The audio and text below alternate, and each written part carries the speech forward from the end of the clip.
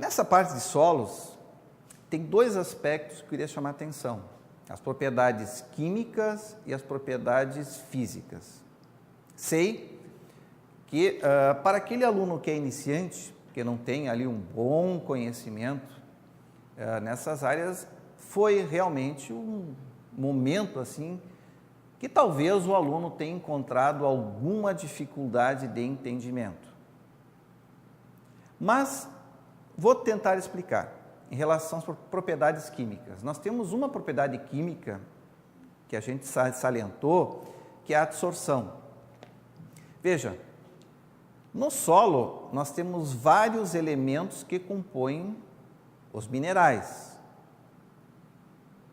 silte, argila e areia. E ainda os 5% de matéria orgânica, quando tem. Bom, quimicamente, do ponto de vista químico, o que é ativo e o que é inativo? Basicamente, o que reage no solo quimicamente são os coloides. O que são os coloides? A argila e a matéria orgânica. O que dá vida, o que dá absorção, o que agrega nutrientes, o que segura os nutrientes, é a existência da argila e a existência da matéria orgânica. Bom, mas e se eu tenho um solo arenoso, com bastante areia? Aí eu vou ter que acrescentar um coloide. No caso, a natureza já resolveu esse problema. Se eu tenho um solo arenoso, eu vou ter que incorporar matéria orgânica. Veja a floresta amazônica, ela só tem aquela exuberância, tá, num solo bastante arenoso, como é o solo abaixo da floresta amazônica, porque se incorpora grande quantidade de um coloide que vai fazer todo o processo químico. E esse processo químico se dá através do que a gente chama de CTC, capacidade de troca de cátions. O que é CTC? Se eu quisesse resumir a CTC, diria assim: solos com alta CTC são solos férteis. Toda vez que eu vou lá pegar uma análise de solo e tem lá CTC e tem um valor alto, e comparar com uma outra análise que tem um valor mais baixo, eu já posso dizer que aqueles que têm uma CTC mais alta são solos mais férteis. Né? Por quê? São solos que têm os elementos químicos que são mais importantes ali no solo, que vão fazer a troca desses cátions, né? E vão, evidentemente, propiciar, então, um suprimento maior de nutrientes para as plantas. No entanto, como nós estamos no Brasil, numa região que sofreu um grande processo de intemperismo, principalmente hídrico, e aí com uma menor intensidade no sul do Brasil, mas com uma grande intensidade na região centro-oeste, tá? Todos esses solos são solos ácidos e tóxicos. Veja bem, vou repetir, nós temos solos ácidos e temos solos tóxicos. A acidez se dá, tá, pela presença do hidrogênio em grande quantidade. E a toxidez se dá a partir do alumínio. Então, nós temos assim grandes quantidades de alumínio, tá? Principalmente na região centro-oeste nos solos. Isso caracteriza o quê? O alumínio é tóxico para as plantas, tá? E um elemento que não pode existir para o desenvolvimento de uma cultura comercial. E como é que a gente faz isso? Faz através da determinação do pH. E você faz, uma vez determinado o pH, tá?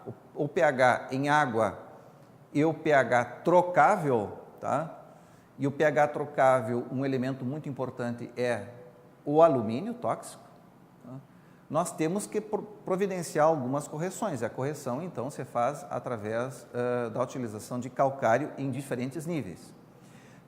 pH neutro é o pH 7. Abaixo de 7 já é um pH considerado ácido e acima de 7 é um pH considerado básico.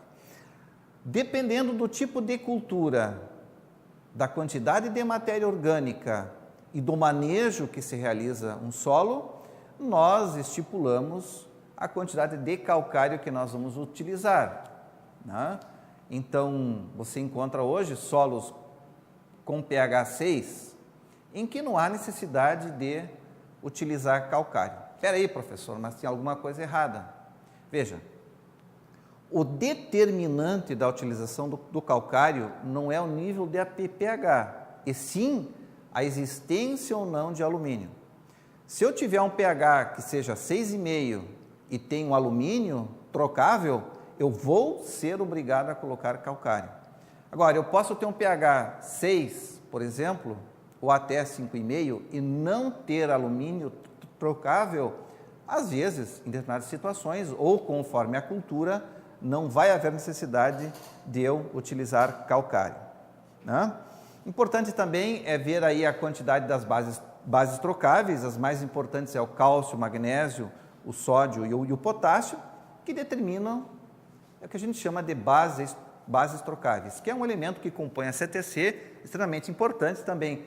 O valor S, ou bases trocáveis, quanto maior, melhor ou mais fértil, então, será um solo. Em relação às propriedades físicas do solo, nós temos a textura, nós temos a superfície específica, nós temos que são assim as mais importantes, nós temos a estrutura desse solo, tá? Em relação à textura, os solos podem ser classificados em relação à quantidade de argila, silte e areia.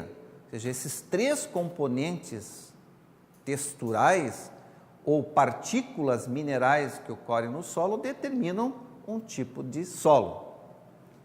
Vou citar alguns exemplos.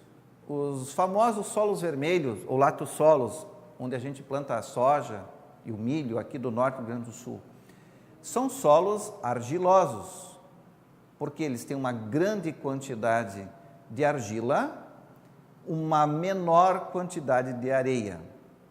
Solos que têm uma maior quantidade de areia e uma menor quantidade de argila são solos arenosos. E aí temos solos intermediários, argilo-siltosos, argilo-arenosos, areno-argilosos e assim vai. A textura vai determinar o quê? Textura é um elemento, como eu falei, extremamente importante.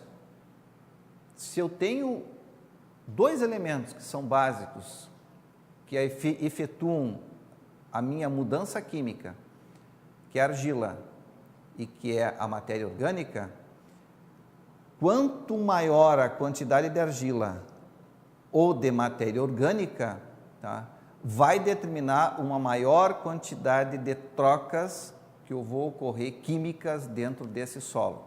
Quando eu tiver elementos inertes, e aí o elemento inerte é a areia, tá, menores trocas eu vou ter. No entanto, um solo argiloso é um solo menos poroso, mas um solo arenoso é mais poroso.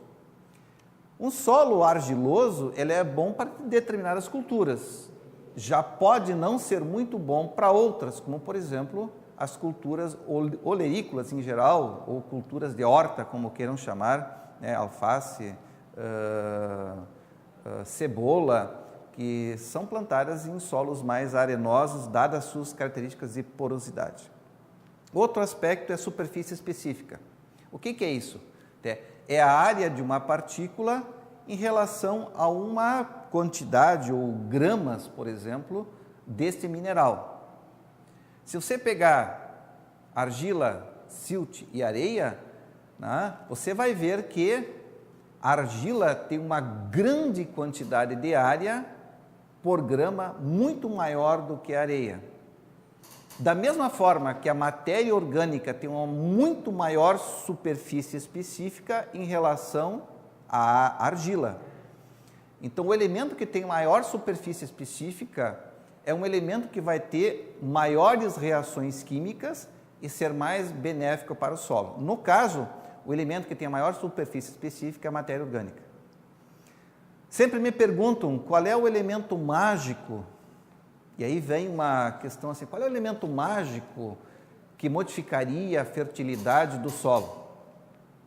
ou da agricultura. Ou vamos pensar de uma outra forma.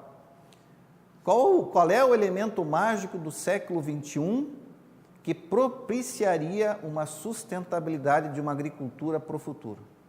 Com toda certeza, e sem medo de errar, eu diria que o elemento mágico que deve existir em qualquer solo é a matéria orgânica. Dada a sua capacidade de retenção de cátions, de ânions e a sua grande superfície específica. Só um exemplo para vocês terem uma ideia. A matéria orgânica, ela retém quase 2 vezes o seu peso em água. Você imagina numa área de 1 hectare, né, e você tendo 5% do peso todo de um solo com matéria orgânica, quantas litros ou toneladas de água você retém só na matéria orgânica? Sem falar que, diferentemente da argila, que retém os nutrientes, absorve os nutrientes com grande força, a matéria orgânica retém os nutrientes com baixa força. Ou seja, o que significa isso? Significa que a matéria orgânica libera os nutrientes para a planta, tá, com maior facilidade do que a argila. Então, é um elemento fundamental. Em qualquer questão você vai dizer, se eu quiser melhorar a fertilidade de um solo, aumente o teor de matéria orgânica dele. Bom, e aí entramos num capítulo bem interessante, que eu quero salientar, que é exatamente o de fertilidade e adubação do solo. Né? E aí é a questão de quais os nutrientes disponíveis nesse solo que as plantas precisam.